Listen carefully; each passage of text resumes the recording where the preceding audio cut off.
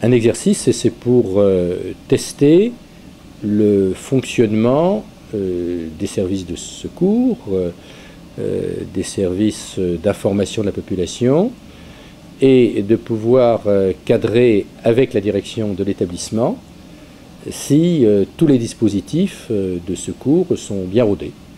Un exercice qui simule un accident dans le cœur d'un réacteur pour lequel il y aurait eu un problème de refroidissement.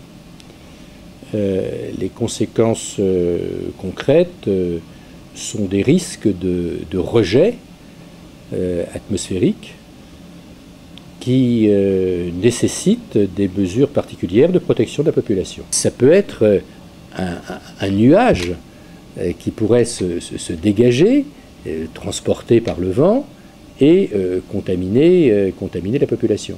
La radioactivité se mesure par des lieux de captage, et il y a notamment un site qui est installé par les autorités luxembourgeoises dans la commune de Roussy-le-Village.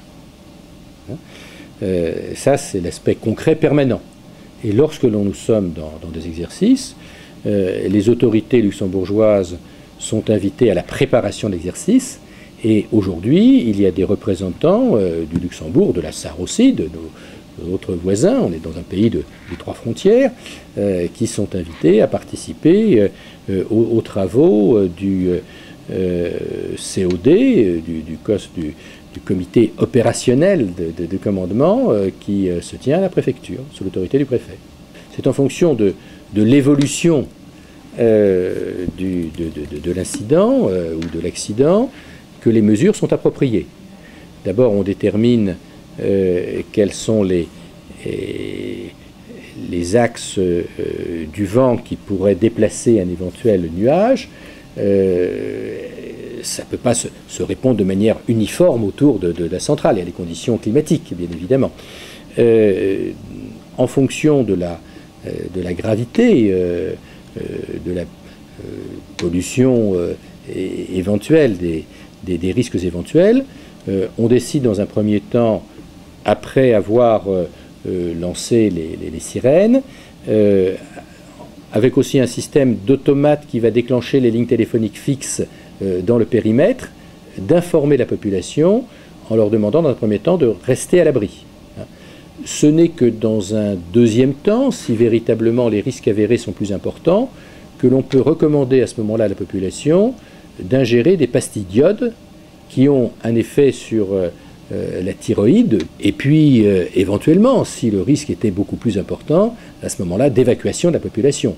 Là, bien évidemment, tout cela ne pourrait se faire qu'en concertation avec les autorités luxembourgeoises ou sarroises, parce que l'évacuation de la population, c'est d'abord la population confinée autour de la centrale, et puis en fonction du calcul des risques, la population dans un périmètre plus long.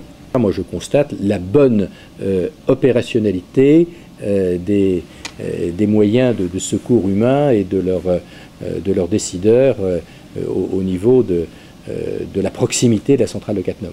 Il y a des petits incidents, il y a une certaine échelle d'ailleurs dans la gravité des incidents, mais à ma connaissance, il n'y en a pas qui ont demandé la mise en place de ce dispositif. Moi-même, je suis là depuis 5 ans dans ces fonctions à Thionville.